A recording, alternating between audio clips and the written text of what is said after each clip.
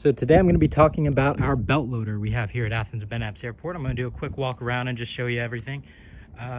It's not too complicated. There's where you drive it. Here's the cones we like to keep on it. We like to, when we pull this up to our charters, we tend to put cones by the wings and in front of the nose, just so passengers getting on and off stay clear of the area. So we keep those on there. We also keep a pair of chocks on here just because we like to stick these behind the wheels of the belt loader when we park it, even though we have the parking brake on, just a little extra safety to make sure it doesn't roll away. Belt loader does take diesel fuel, and here it is right here. Over here, that yellow cap is hydraulic fluid, but you don't really have to worry about that. Our maintenance will take care of that if it needs it. There's a control panel on the side, as well as a few buttons up there that controls it, so you can control it from either side.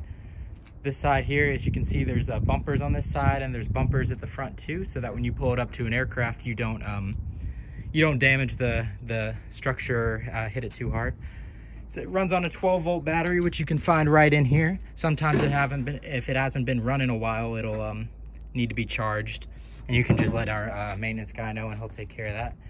There's also a actually, before I walk past it, this yellow bar right here is actually a you can pull this out. That's a safety pin, and you can lift this up.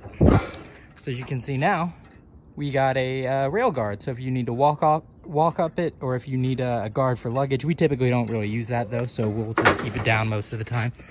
And when it's down, you want to make sure you have this safety pin in. So to use it, you come over here to the driver's seat. This is typically parked in the firehouse, but I pulled it out just so you can see it a little bit better in the light. You're gonna sit down right here. You wanna make sure the parking brake is up. This is in the on position. If you put the parking brake down, that's in this position right here. But we're gonna wanna keep it up before we start it. Down here are the gears. Back, this one in and back is forward, and in and up is reverse. And this is how you control the RPM of the engine, which I'll show you in a second. Pretty simple. All you got's a gas and a brake. You're gonna wanna put your foot on the brake and come over here.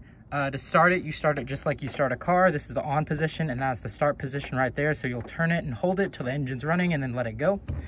And these lights will come on anytime you need oil, the water, the battery voltage.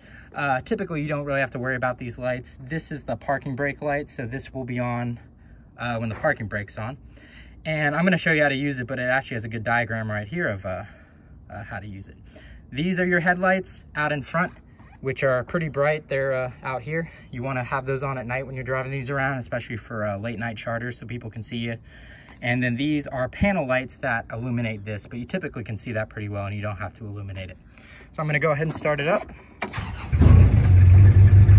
So as you can see, it's running now. The parking brake light is on because we got the parking brake on. So when you want to drive it, what you're going to do is put your foot on the brake, put the parking brake off, and as I put it off, you can see the light goes off. You want to put it into drive, which is the F position is forward, R up here is for reverse, so you'll take this one on your right. You're going to pull it in and then pull it down, and that's how you drive forward. So then you can just ease off the brake and drive around. I'm not going to do it, but that's how you do it. And if you want to put it in reverse, it's in this position right here. And then once you park it up at the aircraft, you're going to want to raise or lower the belt depending on the height of the cargo bay in the aircraft. So you're always going to want to leave this running, by the way, when you're using the belt loader, because it runs off the engine, so this belt won't move if the belt loader is turned off. But you're going to want to make sure when you pull up to the aircraft that the parking brake is now on, as in neutral, and you want to put up the RPM of the engine by moving this in and bringing it down. So as you can hear, the engine revs up. So this is the position you're going to want to have it in when you pull up to the aircraft. So now what you're going to want to do is on the side right here, you'll have two handles. One of these controls the front, and this handle controls the back. So you can lower or raise these depending on what you want the height of the belt loader to be at. So you're going to align it to where you want the height to be. You're going to want it pretty flush against the side of the aircraft, so you don't have any luggage or small bags falling through here.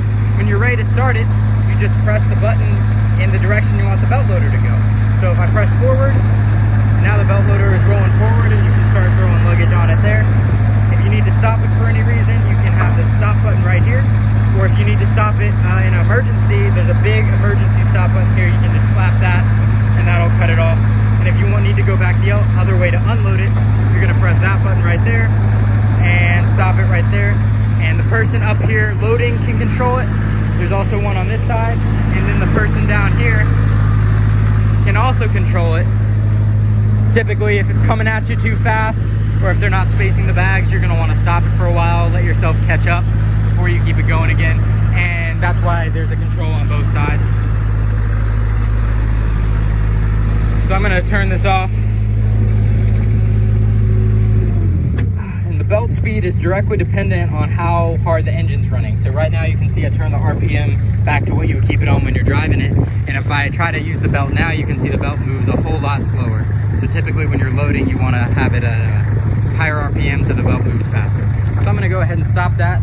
And I got the parking brake on, I got it in park, so I'm gonna go ahead and turn it off right here, just so you can hear me a little bit better. But a couple more things you're gonna wanna remember when you're using the belt loader is when you pull up to the aircraft, you wanna be very, very cautious, very careful of the back of this, because when you're driving it, the driver's seat up there, sometimes the turn radius on this is wider than you might think. So you don't wanna be nicking the side of the wing. You just got to be really careful when you're driving around aircraft with any vehicle, but this one in particular, because it handles a little bit differently than you might expect.